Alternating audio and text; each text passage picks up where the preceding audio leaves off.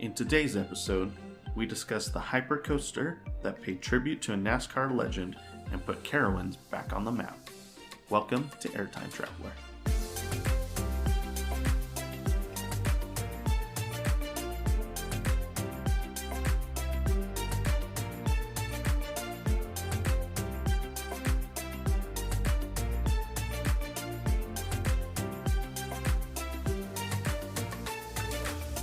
Hey everybody, welcome to the Roller Coaster History Podcast. You are listening to Airtime Traveler. My name is Nathan Grace, and as always, I'm joined by my wife and lovely co-host. Hi, I'm Haley Grace. And thank you for tuning in to today's episode. Guess what, Haley? I'm super excited today. Is it our 10th podcast? It's our 10th episode! I guessed it. I did it. You did. High five. Good job. It's our 10th episode. I can't believe it. Yeah, it's pretty exciting though. We started this in early April, so we've been doing this for I can't believe 4 months been that now. Long. Wow. Yeah, it's pretty exciting. Doesn't feel like it. Yeah. Well, thank you for tuning in to episode 10 of the podcast. If you haven't had a chance to listen to our previous episodes, be sure to go and check those out.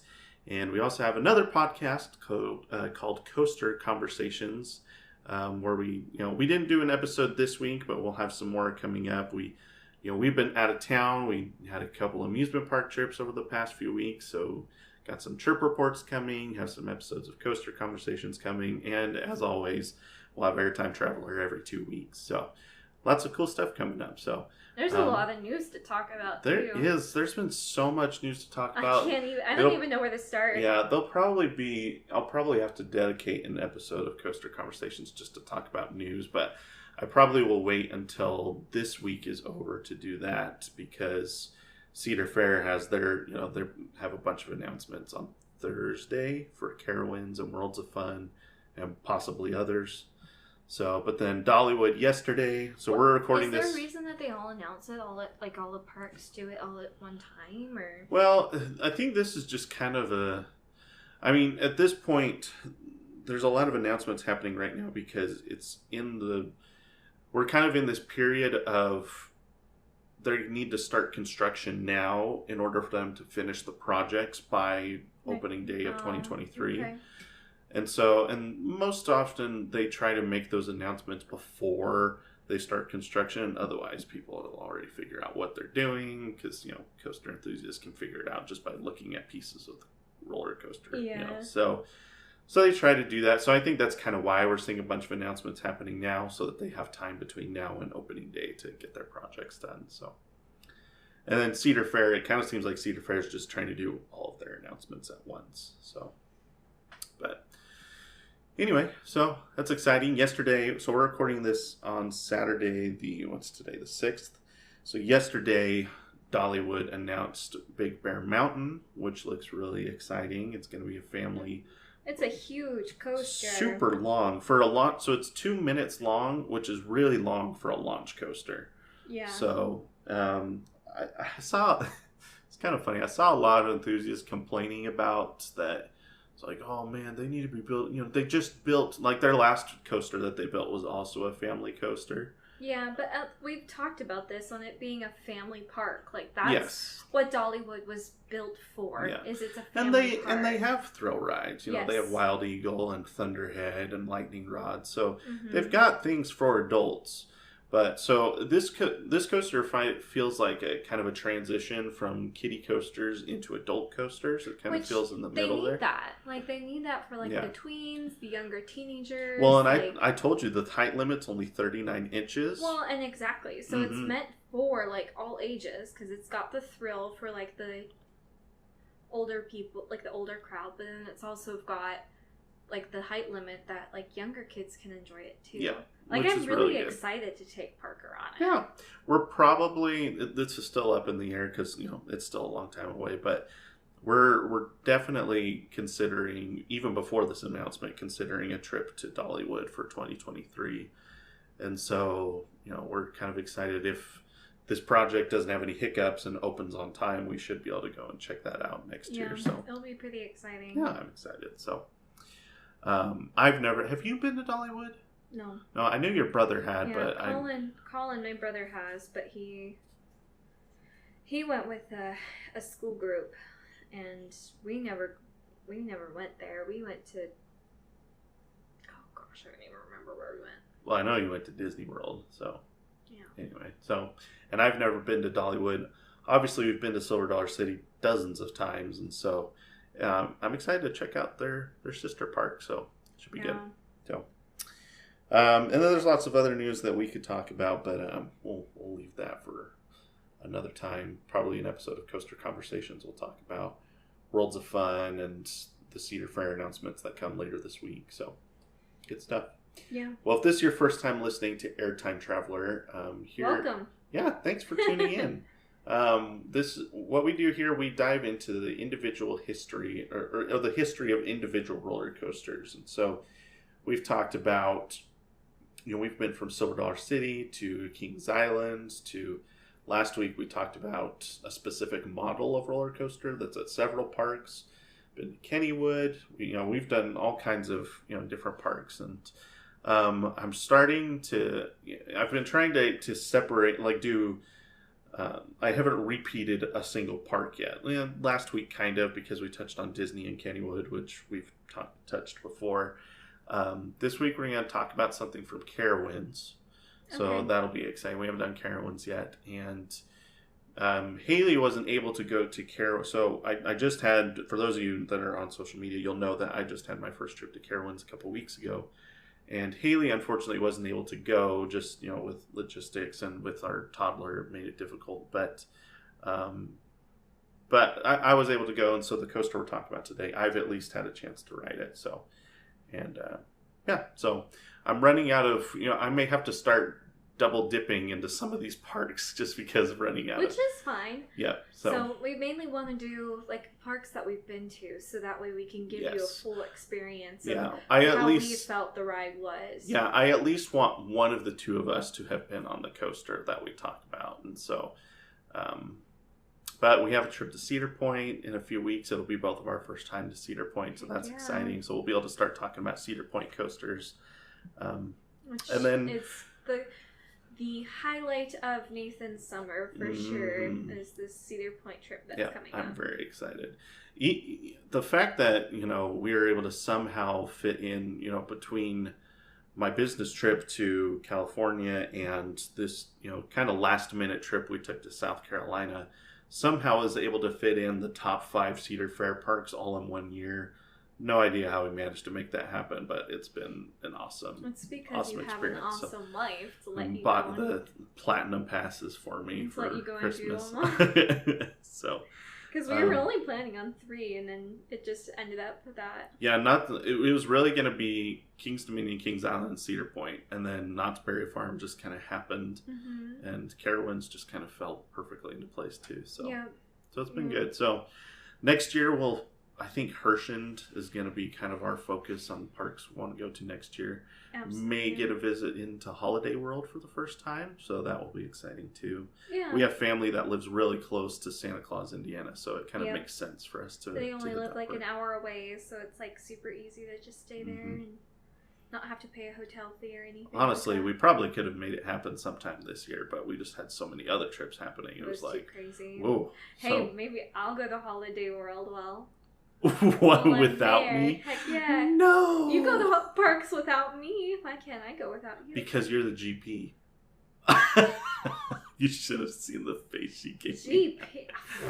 GP. I am an enthusiast now. Oh. Thank you very much. Maybe make you host one of these episodes one time. Maybe. So today we're going to be talking about, the coaster we're talking about today is Intimidator at Carowinds. So it opened in 2010 and has been in the Golden Ticket Awards every single year ever since then, which is impressive. It started at, the year it opened, it was at 21. So they just do the top 50 steel and the top 50 wood. So it was number 21 in the steel category. And then it peaked at number 7 in 2015, and then this past year it was at 23. So it's been falling off, but I mean, the coaster's over a decade old at this point, so it makes sense that bigger and better things are opening. So in the Coaster Bot rankings, it currently ranks number 64 in the country. And so it's... Have you heard the term B&M Hyper? Have I said that to you before? Yeah. So what does it mean? Miss Enthusiast. Just Google. What was it? I'm not telling you. B him in. No. So B and M. B and M. Yes, B and M is the full name of the company is Bolliger and Mabillard, which they're based out of Switzerland. I don't know. What is a BMN Hyper? Ha! Coasters are a high-speed, no-inversion coasters specifically designed to create airtime. There you go. So, can you figure out which B&M Hypers you've been on based on that description? There's one at Hershey, and there's one. There you go. So, Candemonium is one. I was going to say that before you mentioned Hershey, because that's my expertise on roller coasters. Oh, that's... So there's one other one that you've been on too. Is it Intimidator 305? No, Intimidator 305 is different. So we'll talk about Intimidator 305 later in the episode. So. Okay. The other one is Diamondback at Kings Island. So, and technically, I think if Goliath, I know you went to Six Flags Over Georgia when you were in high school. Yes. So I think Goliath actually was built before, like, I think if you had gone on Goliath, that one is also very similar. I honestly don't remember any, I don't remember much from that trip. I know Goliath's a little shorter than the other ones, but actually people say it's one of their best. So Intimidator is also a B&M hypercoaster. There's 8 of them in the country. Intimidator ranks 7th out of the 8. So it doesn't get a ton of credit among the B&M Hypers, but people love them so much that all 8 of them are in the top 100 in the country. So even 7th out of 8, it still ranks 64 in the country. Let's see, at Carowinds, it ranks 4th. So Fury 325 is number 1, then Copperhead Strike, and then Afterburn, and then Intimidator. Then after that, it's Nighthawk, Vortex, Carolina Cyclone, and then the rest of them. So I want to do a new segment that we haven't done before. So for episode 10, I thought about a new segment where I want to see your opinion on the logo of the rides, the paint job, like different things about the ride. So what's your review of the logo for Intimidator? Honestly, I mean, it looks exactly like the one at King's Dominion. So we'll get into that because that is very true. Except for 305 right next to it. Yeah. So, I mean, that's kind of the vibe I'm getting. Yeah. So, your review is that it's the same. I mean... Do you like it at least? Is it a good logo? I mean, yeah. Yeah. It's kind of plain, but yeah. Yeah. So then here's the entry plaza. I know that you... didn't get a chance to go to the park, so I'll talk. It looks identical. It really does, doesn't it? Like identical. Yeah.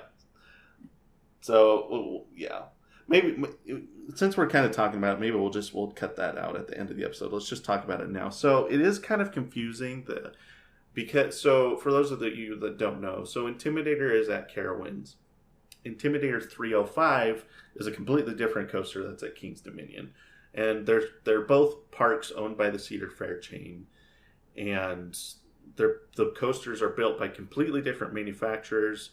This one at Carowinds focuses more on airtime. The one at King's Dominion focuses on just super intense high-speed turns. There's coaster's nuts. Yeah, there's a little bit of airtime, but nothing like this. But like the entry plazas look the same. The sign. So this one has more airtime. The one at King's Dominion is just more intense. Yes, but this one's only 230 feet tall, whereas Intimidator 305 is 305 feet tall. Surprise, surprise. But the idea that the entry plaza is the same. They have a big Dale Earnhardt car in this plaza. So wait. Sorry, I'm just making sure I have my facts straight. Carowinds is taller. No, the one at King's Dominion is taller. Because that one's 305 feet. This one's only 232 feet. So only 232 feet. No big deal. So, but yeah, it is interesting how similar. The themes are nearly identical. So we were talking about, and I know this is a little bit off topic, but we were talking about like the G's, like because we went and saw Top Gun last night, and just like the G's, like does it say how many G's are? I'm sure I could find it somewhere, but I don't have it in my script on how many G's are in here. So gosh, where's your coaster enthusiast now? I'm gonna find it before you. Okay, so I found it. Oh, you found the G's. I found it. 4.3. Okay. So we were talking because the highest one that we've been on was Intimidator 305, and probably was 6. I don't know. Look that one up too. I may be an enthusiast, but I don't have everything memorized and right off the top of my head. No, it's only 4.5. But I think we said the highest one because you and I were talking about this. There's one coaster in like South Africa that goes up to 6 Gs, I think, but it's only for like a split second where those fighter pilot jets they were in the movie at least they were up to 9 Gs for 9. 20-30 seconds, which is crazy. So anyway, so that's review the entrance, the plaza. It all looks great. It's just interesting how similar it is to Intimidator 305. The paint scheme, I really like the paint scheme. I think it looks really good. What's your thoughts on the paint scheme? I think because Intimidator 305 is black and red. Intimidator 305 is red, but it has yellow supports. Oh, that's right. Yeah. But this one is red and like a grayish blue. Yeah. This one I actually like better because it blends in with the sky, so it almost looks like you're flying on the track. Yeah. Which is kind of cool. The yellow doesn't really match Dale Earnhardt's car was black and red. So like the yellow on Intimidator 305 is kind of odd. But this one I think looks better, just in my opinion. So, and then the trains, I really like the way the trains look. They did a really good job, staying true to the NASCAR theme with the trains. So, it looks very good. They have the staggered seating on these trains, just like on Diamondback. Oh, that's cool. Yeah, so it feels kind of feels more open, and the trains are longer that way. So if you sit in the back, you'll get tons of airtime because of how long the train is. So this one was your favorite at Carowinds, if I'm not mistaken, right? No. Fury 325. That's right. Yes. I'm sorry. You're fine. This one was my third favorite. So I liked Fury 325, then Copperhead Strike, then this one. So, but I'll go into more detail in my when we do a Carowinds trip report. I'll go into more detail on that. So, okay.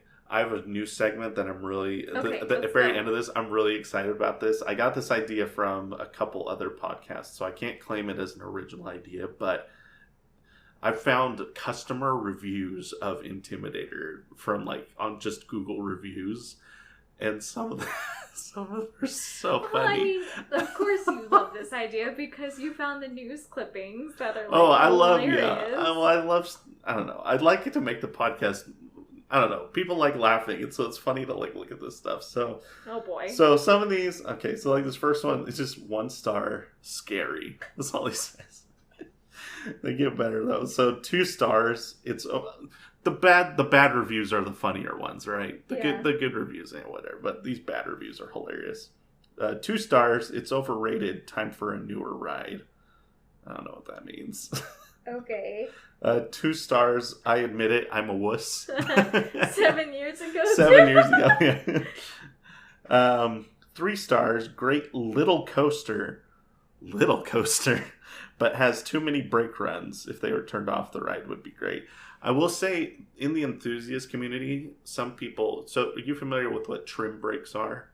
We've talked about them before, but I don't know if you know what that means. So basically, Google it again. Basically, trim brakes they're a set of brakes meant to slow the train down. They're not like the final brakes at the end, or they're not like a mid-course brake run meant to be to stop you if there was an emergency or something and they didn't want you crashing into another train. Yeah. They're just a tiny little set of brakes that you'll see along the track, and you'll feel the train slow down a bit. So there's some on Candemonium. There's a couple sets on Candemonium. I don't even feel it on there. Really? I feel it, but maybe that's just because I'm paying attention. But all of the B&M hypers pretty much have them. People say Intimidators are really aggressive, and so they actually have, some enthusiasts call it Intimidator. So this is kind of in line with that. This guy sounds like an enthusiast that, he's talking about too many break runs. Personally, it didn't bother me.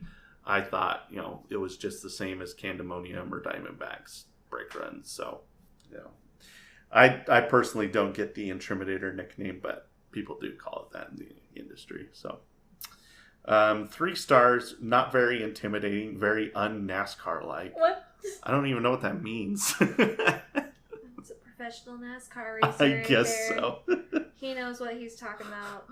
This one's funny. 4 stars. It was scary. I rode with a friend and he pranked me saying it's over, having my eyes closed. I opened them at the top of a dip. but it was smooth and very fun. 4 stars. It's fast. Probably the second best coaster they got. The Furry is number 1, not Fury. That's just a spell check. I know, but it's funny. The Furry is number 1. That's a completely different coaster right there. Furry characters, man. Furry 325. 4 star. I don't get this one at all. 4 stars. If it had 4 seats per row instead of 2 per row, I would give it 5 stars easily. Guess they had a party of 4. Well, but it's just staggered seating. Yeah. So, you're still sitting together. You just don't sit right next to each other. I don't know. I don't understand that. Hold your hand. I guess that was the only thing I could think of. Is maybe it was some guy that was with a girl and was worried and was hoping she'd be scared and grab onto him during the ride. And then they got on and they ended up in the 2 seats that are separate from each other, in the back row, and so he couldn't even reach her, and he was like, "Well, this is stupid." I think I've got 2 more. 2 stars. Oh my gosh, this one's really funny. If you've never been on this and you rode the Fury 325 first, you will be thoroughly disappointed in this ride. This is literally a small and pathetic version of the Fury 325, and it's not even worth your time if you rode the Fury first. Wow, it's such a disappointment. The reason why I give it 2 stars instead of 1 is because it's probably better for people who are too afraid of riding the Fury 325 and need a backup option. Oh my gosh. It also wouldn't be that bad if you ride it first, because then it won't disappoint you. Oh my word. It's a cool concept, though, it being like a racetrack. I think I'm not sure about that part. Overall, I give it 2 stars out of 5 because it was a huge disappointment, and you might as well get in a Ferrari and just go 100 miles an hour on the interstate. What? What does that even mean? It's like a word vomit right there. Well, so there's a couple things. First of all, I get that some people will say it's just a smaller version of Fury because it's the same coaster model, but Fury doesn't focus on airtime. It focuses on speed and different elements. There is a lot of airtime on Fury, but not like this. So, but if you're an enthusiast versus the GP, I don't know, maybe GP feels that way. But the one thing I don't get about this is you might as well get in a Ferrari and just go 100 miles an hour on the interstate. That doesn't make sense to me. It's cheaper to go to the park than get a Ferrari. So. Definitely. And if he's saying there's just airtime, going 100 miles an hour on the interstate, there's no airtime. I don't understand this comment at all. So, this one's funny. 4 stars. The funnel cakes are crunchy. No good. I think he was trying to review something else at Carowinds and just put it under this coaster. I don't know, man. He might have tasted those funnel cakes on this coaster. So. Well, if this is his review of the park, that's also hilarious. 4 stars. The funnel cakes are crunchy. No good. Okay. No comment on anything else at the park. Yep. And then my favorite. I feel like I have to read this one in a southern accent, but I'm not going to. Oh, you totally should. Okay, I will. 3 stars. Now, it's fast, and we love it fast, and Dale would have loved it fast. But let me tell y'all something. Dale didn't take right turns. You're thinking of Darryl Waltrip. Fix the way the coaster goes. Oh, my gosh.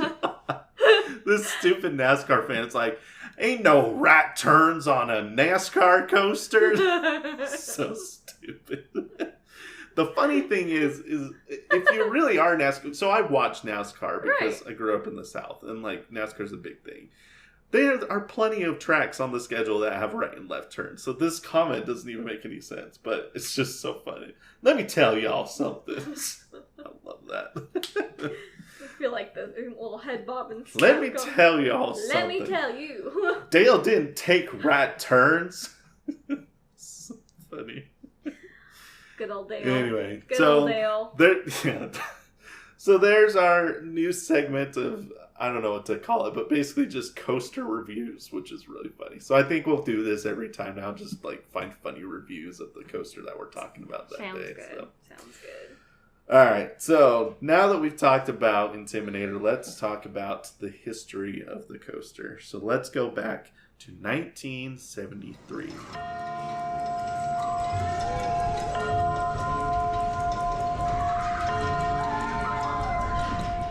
All right, March 31st, 1973. So Carowinds opens to the public. So here's a picture of the park back when it first opened. The park was announced in 1969 and was to be built on the south end of Charlotte, on the border of North and South Carolina, which is really cool. I like how the park is basically split in half between the two states. Yeah. I was actually reading about, it's kind of complicated how they have to do their taxes. Of like, I was going to say that might be kind of well, hard. And it's funny because like technically they have a Charlotte address. So technically it's a North Carolina owned park.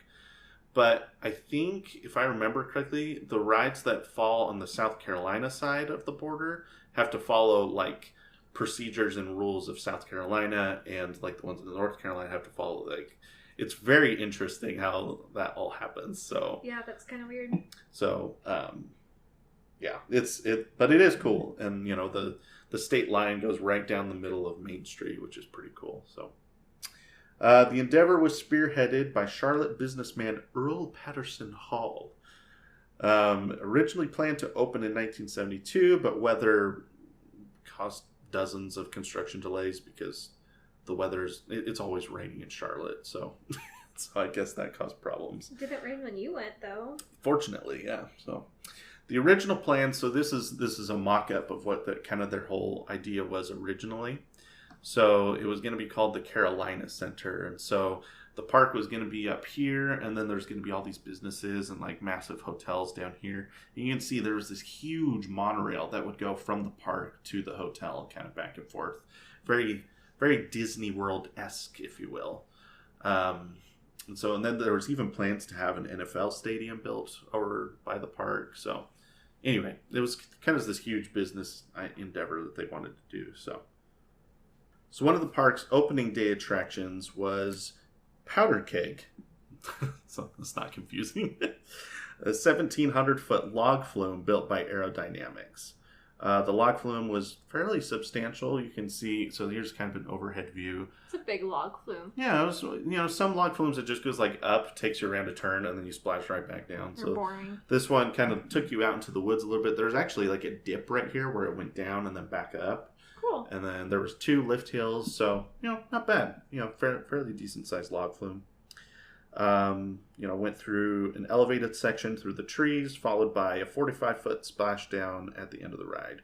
Vehicles were designed to look like gunpowder barrels tied together to form a boat, which is kind of a cool idea. I like the way these boats look. So those are cool. The attraction was a hit, especially in the very hot Charlotte summers. Park had a very successful first year, bringing 1.2 million guests, that's impressive for an opening year. So, however, following the 1973 oil crisis, attendance severely decreased. Plans for the resort and so the park opened first, and then all these hotels and the NFL stadium were supposed to come later. But those were all put on hold after investors weren't getting their money back fast enough. And eventually the park merged with Taft Broadcasting in 1975, which is the company that opened Kings Island that we talked about a couple episodes ago. So that's kind of how Kings Island and Carowinds now fall under the same umbrella. And that same year, they opened Kings Dominion. So kind of all this is happening at once. So Taft Broadcasting went from 1 park to 3 parks within like a few months. So... so that's happening, and then Powder Keg still remains at the park, remained a staple of the Carowinds experience for the next several decades, especially because it was right at the front of the park, so it was pretty easy for guests to find it. And then in 1993, the park's name was changed to Paramount's Carowinds. So, because Paramount was like a parent company of Taft Broadcasting. Right, we've talked about that. Yeah, we talked about that in the episode where we talked about the racer, and that's how they were able to get the Brady Bunch on there, and yada, yada, yada. So eventually, Paramount decided they wanted to put their name on all the parks that they owned. Right. So at that point, they owned 5 parks. They owned Carowinds, Kings Island, Kings Dominion, and then they owned a Great America Park out in California. And then they also owned Canada's Wonderland. So those were the 5 Paramount parks. And so they just slapped Paramounts onto the front of all 5 of those parks. So this is a park map of Paramount's Carowinds. I'm not sure. Looks like 1997.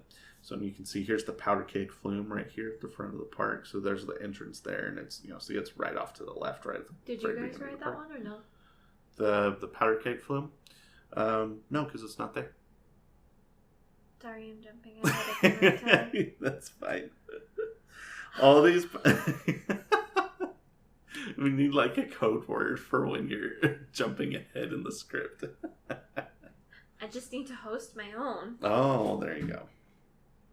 So all these parks had been utilizing Paramount IPs for years, particularly Hanna-Barbera characters in the kiddie areas, which we talked about in Kings Island's episode. These changes became more obvious as this branding occurred. So, like in 1994, the park would open a whole section themed to Wayne's World, which featured a brand new coaster called the Hurler, which is over in this section right here. Oh, wow. Okay, that's a great name. Yeah, I personally... It makes sense if you've seen the movie, like Hurler makes sense. But just for, I don't know, it's still not a great name in my opinion. So, no. But King's Dominion actually opened one with the same name. That's a terrible name. It's not a great name. In 1999, the park would open Top Gun, an inverted coaster theme to the movie of the same name. So, which that one is at the park today. But yeah, so when it first opened, I think it was called Top Gun, the Jet Coaster, or something like that.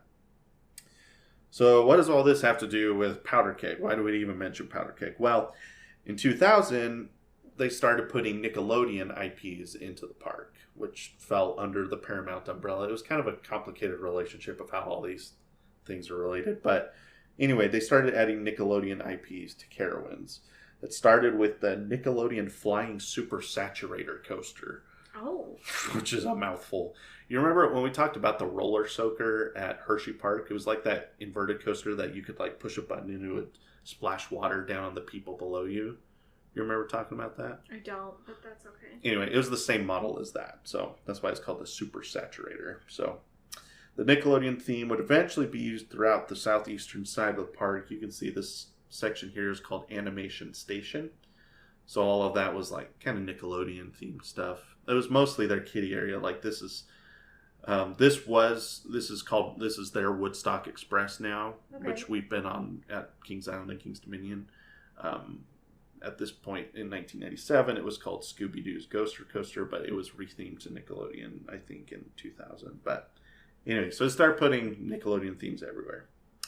And then in 2003, they renamed Powder Keg to Wild Thornberry's River Adventure. Do you remember the Wild Thornberries? Did you watch Nickelodeon growing up? I watched Dora and Blue's Clues. Well, Wild Thornberries would have been like a little bit older, I think. Oh, that's so sad. No. I thought Wild Thornberries would have struck some, because I hadn't thought about the Wild Thornberries in years. It doesn't even look familiar, so I really don't think I've even. God, I want to Google pictures now so that you hear. Hey, you can't Google if I'm not allowed to Google. You Googled plenty of times. Wait a second. No. Wait. I'm the host. I get to choose. Oh, you just pulled that card? That's the Wild Thornberries. Does that look familiar at all? Yes. Okay, so you do recognize it. That was a weird show. Yeah. Oh, yeah. There's the dad with like the giant mustache. I think his name was Nigel. I've seen a couple of episodes, but I didn't was super into it. But so anyway, so it was themed to that show. It was a weird show. It was kind of odd. But then again, most Nickelodeon shows were pretty odd. That's true. And anyway, CNN and not CNN, Cartoon Network. Yes. Network. So that was a weird. Those were weird shows too. Like cat dog or whatever it was called. That was a weird show too, man. There's some weird shows out there. I hadn't thought about like Rugrats, man. That's where Rugrats. That was Nickelodeon. So yeah, so you did watch the Nickelodeon program. Yeah, anyway, I watched Rugrats a little bit. But yeah, I hadn't when I saw the new name for this, I was like, oh, Wild Thornberrys. I haven't even forgot about that show. So anyway, that was funny. From what I could find, though, the only changes to the ride were in the queue and the station. Huh. The rest of the ride was like they used the same boats, even the powder keg, like barrel boats. I guess they were just like, well, it's just a barrel now. There's no gunpowder in it this time. I don't know. It just seemed kind of lazy. But anyway, renamed it, rethemed it a little bit, but not really. And then it's time for our weekly newspaper article. This is always favorite part, right? Heck yeah. So you can see they talk about first of all, this person very dramatic is all I'm gonna say. The person that wrote this article. So she's talking about the new Nickelodeon themes coming to the park, and she starts off by saying, "Before we know it, Paramount's Carowinds is going to be called Nickelodeon Land." Okay, they're just theming the kids' rides. No need to get, all upset about this. She goes on to talk about a slew of Nickelodeon characters make star appearances throughout the park. What is it? Here we go. The Wild Thornberrys River Adventure is a water ride based on the show starring 12-year-old Eliza Thornberry. This ride has you seated in dugouts like those canoe-type boats you sit in. Canoe-type boats? They're just called canoes. Canoe-type boats. You travel through the wilderness and eventually over a 44-foot waterfall to meet 12-year-old Eliza. This paragraph is also weird. Who's Eliza? Don't say I don't know. She's the little girl with a secret. She can talk with animals. Alright. Okay. This also here, you know Nickelodeon, don't you? I don't know. This. No, she's a strange one. Yeah, well, this. But I digress. It's like, okay. Let's throw some 18th century.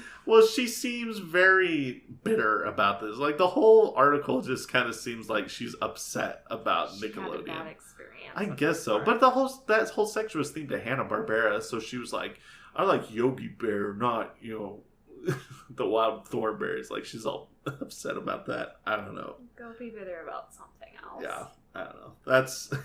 There's my weird newspaper article for the week. I like the picture though too. That's a great picture. So this is Reptar from. You remember Reptar from? Yeah. So their coaster that's in that area, they have a little suspended coaster, like a family suspended coaster, and I think they called it.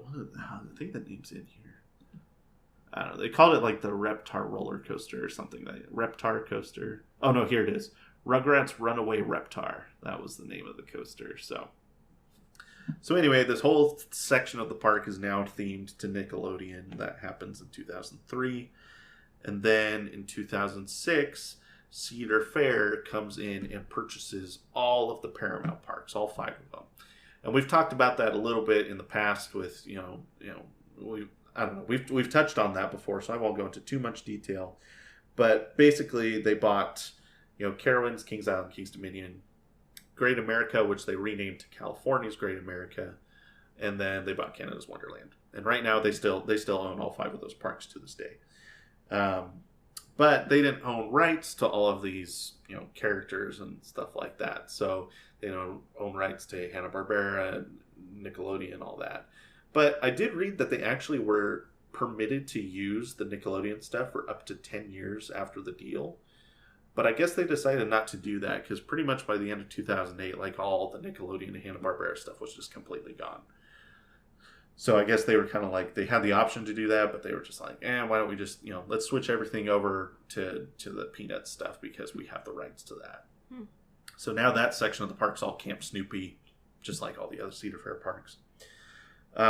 This ride, so the Wild Thornberrys River Adventure, would stay there for a couple of years, and then Carowinds announced in 2008 that the 35-year-old log flume would be demolished following the 2008 season. So there's the land that it sat on. This is, you can see May 2nd, 2009, after they completely removed it from that spot. So, but at this point, they just said it was for a future attraction. They hadn't said, like, what it was going to be or anything. So, I found this quote from somebody at Carowinds. They said, "When looking at the evolution of the park, our mindset was if we were going to take it down, we couldn't tell people what we were going to replace it with, but we were going to put something bigger and badder in its place." So by the end of 2008, rumors were swirling that Carowinds would be getting a hypercoaster in the former spot where the log ride is. And those rumors were partially spurred by the fact that Cedar Fair had already built a hypercoaster in 2 of those Paramount parks. So in 2008, they put Behemoth in at Canada's Wonderland. And then 2009, they put in Diamondback at Kings Island, which we've been on, right? So they were like, well, they're putting hypercoasters in all the Paramount parks. And so when Carowinds had, rumors of something big coming, they were like, oh, Carowinds getting a hypercoaster. Which they hadn't had. The last big coaster that they had was 1999. So it had been over 10 years. Well, just about 10 years since they had built a major roller coaster. So people were really excited. Let's see. Following the demolition, the land where the log flume stood remained empty for several months. And then in summer of 2009, there were pictures of bright red coaster track that were leaked online. I did some, I got to give credit that I found this blog post on Carowinds' website that gave this whole history of Intimidator. Oh, that's and cool. I guess what happened is someone at Carowinds actually on their marketing team leaked the images online as part of a marketing tactic. So they went on this public, it wasn't Reddit because Reddit didn't exist, but they went on some Reddit type website for coaster enthusiasts, and then they made some account with some generic username or whatever, and they're like, guys, look at these, and posted these images of coaster track at Carowinds, posing as someone that was able to find it and took pictures of it, when in reality it was the park the whole time. Huh. It's a smart tactic. It is smart, and it's actually not uncommon in the industry. There's been other times where that has happened. There's even been, this isn't confirmed, but it would make sense. There's been times where rumors start circulating about a coaster, and then the park will announce that they're not going to be building that. It's totally fake. And some people think sometimes they do that just to gauge the interest of they're they push out this, idea that they might have and just see what the reaction is. And if it's a bad reaction, then they can come out and say oh, we're not doing that. This is fake. So it's kind of interesting. It's interesting how the marketing teams kind of fake, being enthusiasts to kind of market, do marketing in the background without people actually realizing it. So. Right. Let's see. So during Coaster Stock 2009, which was at Carowinds that year, there were some hints and teasers that were shown to attendees of the new ride. So they had this sign talking about, it was a record-breaking and history-making coaster, and it's specifically done in tire, tread marks, so kind of giving, the hint at racing or some kind of car related. The other thing that I've heard was done on purpose, but may have just been totally accidental.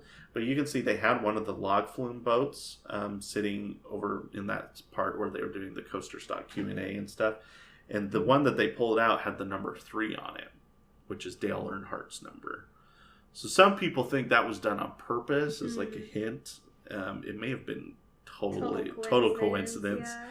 Who knows? The park never said anything, but it is kind of interesting. So yeah. It'd be interesting if that was totally on purpose. So finally, on August 26th, 2009, Carowinds officially announced Intimidator, a 232-foot B&M hypercoaster themed to the legendary NASCAR driver Dale Earnhardt. And now I have the announcement video that I want to pull up and actually play for you because it's total 2009. It's really funny. Just very generic, I don't know. I'll just play it. So And then they should be able to hear it. I'll try to keep talking while it's playing so you guys aren't just listening to music. So it's talking about, like, it says you've waited 37 years, which is how long the park had been open at that point. This animation style is just screams 2010s, right? So just very flashy, very in your face, and so, but it does a good job of, you know, showing what the coaster is going to look like. So I'll turn it down a bit. So it's very intense music. So there you go, Intimidator, Carowinds. So was this one first? Like, was Intimidator first before Intimidator 305? There's the end. So we'll talk about that now since you asked. That's fine. Jumping ahead again. It's fine. I don't mind talking about it now. They opened the same year. Oh. So Intimidator 305 was announced like a week before this. So it's very odd, right? Like, for them to announce coasters the same year. They're only a few out. Well, I don't know.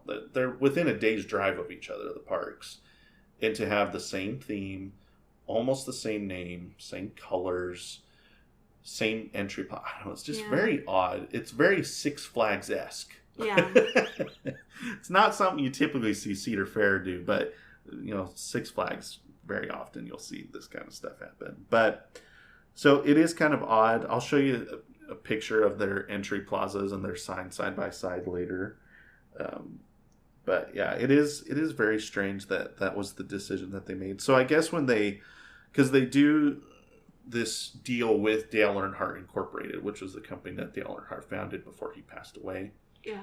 And so they worked with his family members that still worked there and got permission to use the licensing and, you know, everything. And I guess they just decided to do it for 2 coasters instead of 1. So they just went ahead and did it all at the same time. So they built them same year. This one opened a few months, or actually I think a few weeks before Intimidator 305 did. So it's kind of odd because this one almost kind of sat in the shadow of Intimidator 305 because I-305 was bigger, faster, more expensive. It's at a bigger park at that point. So kind of odd. It's a weird decision. I'm not exactly sure why Cedar Fair felt the need.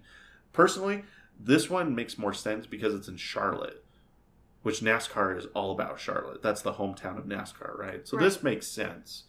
Doing I-305 in Doswell, Virginia, I mean, there's still NASCAR fans there, but it's not Charlotte.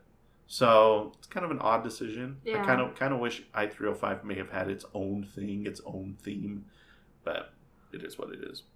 Some people think they might retheme it to be some kind of jungle theme to fit in with all that new... Right, we've talked about that, yeah. Yeah, so I don't know what they'll do with Flight of Fear if that happens, but we'll see. Them aliens, they belong in the jungle. Jungle aliens. We'll give them a little safari hat and binoculars. Because they could theme the outside of the building to look like it's in the jungle, but then what do you do inside? Just the UFO just landed in the jungle, I guess? I don't know. That'd be a lot of yeah, on the inside of the building. It's difficult just because of where it's positioned. It's in between Jungle Expedition and Intimidator 305. So if you're going to theme I-305... You have to retheme that one too, yeah. I guess, right? So, I don't know. It's tricky. So, we'll see. Anyway, it is weird that they kind of used the same theme for a coaster, 2 different parks that they opened the same year. Like I said, very Six Flags-esque. So, anyway. So that was the announcement video. Here's some of the renderings that they released. I like the black and white with the red. Yeah, showing exactly where the track is. I will say it's kind of funny. You can see the red on the observation tower over here. So it almost seems like whoever made these renderings colored it in and then just said, turn off everything that's not red. And then, you know, there's still some red back here on this observation tower that popped up. But anyway, barely noticeable, so It's not that bad. But yeah, I like the renderings. They had a whole website to go with the ride too. That's cool. I pulled up Wayback Machine. Do you know what that is?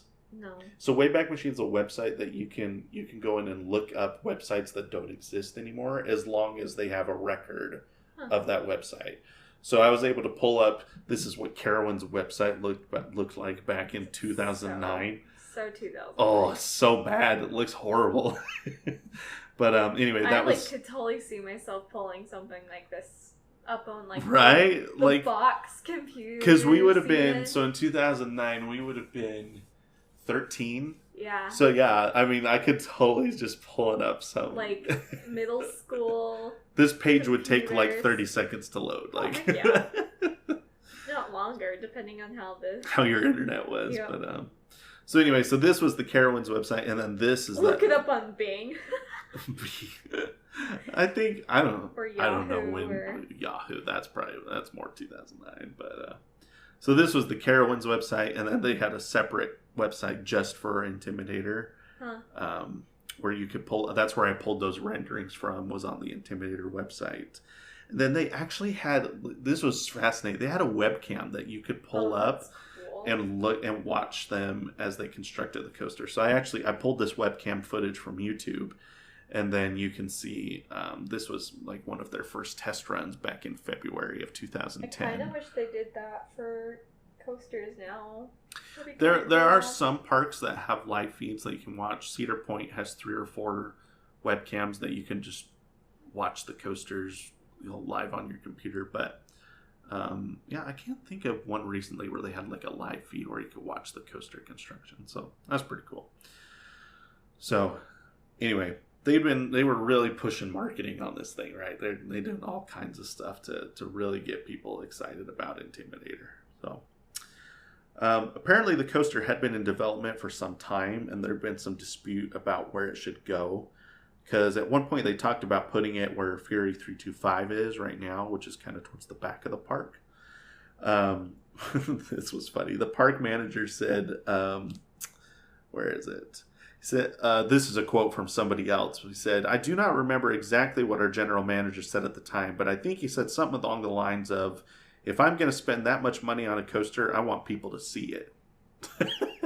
Which is fair, right? Yeah. I mean, and Carowinds is in a spot that it's right off the highway, so as you're driving by, you want people to see, the coaster and stuff. So that's when they decided to tear out the log flume and put this right at the front of the park. Because you can see there's the highway back there. Yeah. This is the parking lot, so it's right at the front of the park, right for ever seeing it. I think we saw it. Oh, easily. You pointed it out to me on the way down. Yeah, easily we would have seen it when we were driving by. So they originally had the idea to put the coaster as a straight and back layout, which is kind of the same way that Diamondback is, where it just kind of goes out, makes a turnaround, and comes right back. And that way they can make it very narrow. They don't have to worry about super hard, bank turns or anything. They can just go straight out, make it turn around and straight back. Lots of airtime, right? Well, so in order to do this, the way the station was situated, they would have had to cut across the parking lot and then come back over across the parking lot. And so when they were discussing how they were going to make that work, basically the director of maintenance at the time was like, don't do it across the parking lot. It says, the quote was, just take it out and turn and run down the parking lot to the south gate and then come back. So because of that, you get this super unique layout of this first airtime hill. Actually, you go up and then it kind of makes a right turn and then a left turn back down to the ground. And this little section of the parking lot, they actually had to cut out just to kind of make it all work and fit into place. So, but yeah, it was originally going to come out that way across the parking lot and then come right back, but they decided to make it turn. And so that's why we get the layout that we do today. So it just kind of follows right along the parking lot and then all the way back. And I'm actually kind of bummed. I didn't really get some good pictures of Intimidator while I was there, just because from the station you can barely see any of the ride because it just comes way out here back behind the trees and everything. But as I was doing the research for this episode, I was like, oh, I should have just come into this, because this parking lot was completely empty when we were there. Right. So I could have just pulled up to this road and just parked right there, and I could have got some awesome pictures. And I'm so bummed about it next now. Time. But yeah, next time I'll have to get some better pictures. So, but anyway, yeah. So that's how we ended up with the layout that we have today. Construction began shortly thereafter, so here's some pictures from the construction of the ride. So I still do not. It's impressive how they build coasters this tall. Don't like wish that upon anybody. No thanks. Haley's not a fan of heights. Like, she'll do coasters because you're only up there for a few seconds and then Ferris right back down. Wheels, I've given up. Yeah, I took her on a Ferris wheel down in the Dallas area, and it was 200 feet tall, and she hated it. So, so yeah, doing this kind of construction work would freak you out for sure. So, from what I could tell, construction went smoothly. I never saw it, like, they didn't have any delays. Like, I mean, as far as I could tell, they opened it on time. So, they opened it on, I'm pretty sure it was opening day, which was March 27th, 2010. Open to the public and continues to operate to this day. And so, there's some pictures of it after it was finished. So, this one's from the observation tower in the park. And then this is where I could have gotten some pictures out in the parking lot if I had thought about it. I know. Pictures. Oh, I'm so bummed. So, ride experience is as follows. Riders board 32 passenger trains with 4 passengers per car, featuring the staggered seating, which we talked about. Train exits the station and ascends the 232-foot tall lift hill. The train crests the lift hill and drops 211 feet at 75 miles per hour. Riders then ascend the first Camelback Hill at 178 feet, which is the one that also makes a right turn at the top so that it can, follow along the edge of the park. Let's see. This hill, after dropping back down to ground level, the train makes a left turn before ascending the second Camelback Hill back down to ground level, and then followed by a hammerhead turn, which crosses over itself. So it starts on the outside edge, comes into this turn, and crosses back underneath itself. So now it's on the inside edge of the park. After an upwards left turn, then it goes over some more Camelback Hills. They're getting progressively smaller, so that you're still getting tons of airtime. And then after an upwards left turn into the mid-course brakes, the train makes a right turn into a diving helix, then one more drop before ascending into the final brakes. So, January of 2010, before the coaster opened, Carowinds launched a first rider auction. Have I talked to you about these before? No. Basically, what they'll do is they will auction off seats to be on the first ride ever that the coaster does. So, like, you will pay a certain amount, or they'll auction them, right? So you bid however much you're willing to pay to be on the first train the day that the coaster opens. And then if you win, you can go and, you'll be one of the first 32 people to ride. I think in this instance, they did, it was 96 people. So you would have been one of the first, 3 trains? So anyway, and the cool thing is usually when they do that, they'll take the money that they raised and they'll donate it to some charity, which is pretty cool. So in this instance, they donated it to the Dale Earnhardt Foundation, which makes sense. So highest bid for a single seat was $500. Wow. So, which is, I've seen higher than that for other things. So, but $500 still. But this was also like, yeah. For some, there would be some inflation. It's probably $600-$700 at this point. But the coaster has been widely praised for its incredible airtime and unique layout. It is kind of unique in the sense that, most of them don't have that turn to, kind of realign itself back. And so it's because it has this kind of weird not L-shaped, but it kind of, it has this diagonal shaped layout. Kind of makes it more unique than some of the other hypercoasters. Over the past decade, Intimidator has continued to thrill guests from around the world. Here's kind of some pictures of the park before and after. So you can see that's where the log flume was. This is after construction. You can see how they put it, just right along the edge of the park there. Cut out this little part of the parking lot there just to make it fit. It was just all dirt at first, but nowadays all that has, grown over with grass. So it looks really nice nowadays. Yeah. The coaster consistently ranked well in the Golden Ticket Awards. Like we talked about at the beginning of the episode, it's never fallen out of the top 30.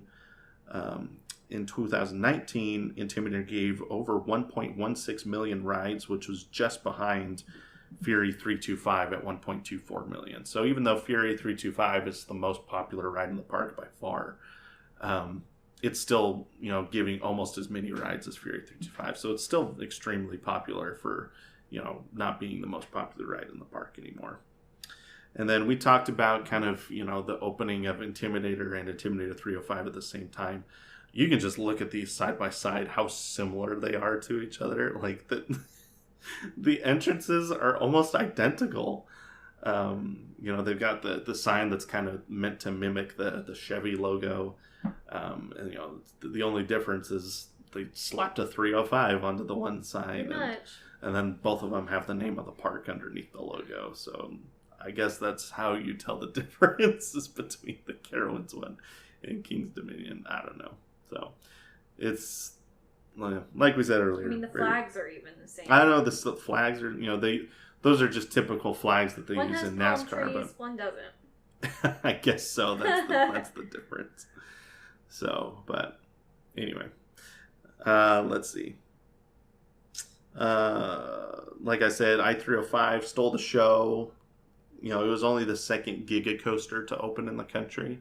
So it was only the second time a coaster over 300 feet had opened. So it was a big deal. Like, it had a ton of media attention, especially from enthusiasts. And so this, Intimidator at Carowinds kind of got left in the dust. So Intimidator 305 ended up winning the award for Best New Coaster of 2010, which otherwise probably would have gone to Intimidator at Carowinds. So it's kind of lived in the shadow of I-305 ever since, but it's still, a great ride and still a fan favorite for many people. So the coaster is operated without any major incidents. I never saw any problems it's had. That's good. No accidents, no major mechanical problems. Sure, there's days here and there, and probably parts they've had to replace over time, certainly. But I never saw any comments of any issues it's had. So it's lost some of its popularity since Fury 325 opened, but still remains a top tier coaster at the park. The only other thing I saw is in 2020 they repainted the whole coaster, and I remember when we got there, I remember looking at it, I was just like, man, it looks so good. Like, the paint just really popped, and I didn't know that it had just been repainted a couple years ago. So when I read that, I was like, that makes sense why I thought that. It looks very good with that, that bright red paint. It just really stands out, especially when you're over in that section of the park and watching it. It looks really great. So, though Intimidator gets overlooked by some enthusiasts, the ones that call it Intimidator, there's no doubt that the coaster brought Carowinds back to national prominence and continues to throw millions of guests every year, which is true. I mean, like I said earlier, Carowinds hadn't opened a major coaster since 1999 when they opened Top Gun. And so then for this to open in 2010, it'd been 11 years since they had built a new roller coaster. Mm-hmm. And because of the success of how well Intimidator did, I think it kind of convinced Cedar Fair to really start investing in Carowinds. Because in 2010, we get Intimidator, and then 2015, they get Fury 325, which is incredible, considered top 5 in the country. And then in 2018, they opened Copperhead Strike, which is, was it 2000? I might be wrong on that. I don't remember exactly. I may be wrong on the year that Copperhead Strike. But anyway, they opened Copperhead Strike recently, which that one has also been highly praised for. So they've really just been pumping tons of money and investments into Carowinds ever since this opened. And I think for that reason, a lot of people would probably say it's probably number 3 in the chain, just ahead of King's Dominion, probably, behind Cedar Point and Kings Island. So they've really been pushing Carowinds, and I think, you can kind of point it back to, when they opened Intimidator, and that kind of brought Carowinds back to being a destination theme park in the country. So yeah, that is the history of Intimidator at Carowinds. And yeah, I really loved it. I rank it ahead of Candemonium and just behind Diamondback. So that's kind of where it falls in my ranking of the B&M Hypers that I've been on so far. So I only got one ride on it because we were just all over the place. We only had one day at the park, and we wanted to ride Fury more. So that became our priority. But yeah, it was really good. I don't feel like it gives enough credit. Like a lot of people calling it Intimidator. I didn't really feel that. Like it didn't. I didn't feel like the trim brakes hit as hard as, I feel it was the same to me as Diamondback and Candemonium as far as the trim brakes were concerned. So the only reason I gave Diamondback the edge over it is because I like the splashdown at the end of Diamondback is kind of a unique element. So yeah. But other than that, they were very similar to me and how much I enjoyed them. So cool. I hope to ride it one day. I'm sure you will. We'll get back to Carowinds at some point. So, like I said, they're making another announcement for the park next week, so we'll see. So, not sure it'll be a coaster. It's probably going to be a new themed area, but maybe there'll be a coaster there. Who knows? We'll find out. They'll build something new eventually, and we'll have to go back. So. Yep. Well, thank you everybody for tuning in to this week of Airtime Traveler. If you haven't yet, be sure to go and follow us on social media. We're on Instagram and Twitter and Facebook. All those places you can just find us. Our handle is @Airtime Traveler. And we're talking about all kinds of things. We talked yesterday, had discussions about Dollywood's new announcement, and talked about the best boomerang coaster in the country earlier this week. So lots of interesting conversations happening. So be sure to go and check us out over there and follow us here on Spotify or wherever you may be listening, so that you can keep up to date on whenever we release new episodes. And then go and check us out on Coaster Conversations, which is our podcast that we do on the off weeks of Airtime Traveler. And yeah, do you have anything else to add before we sign off? Nope. All right, well, thanks for tuning in to this week's episode, and we will see you next time.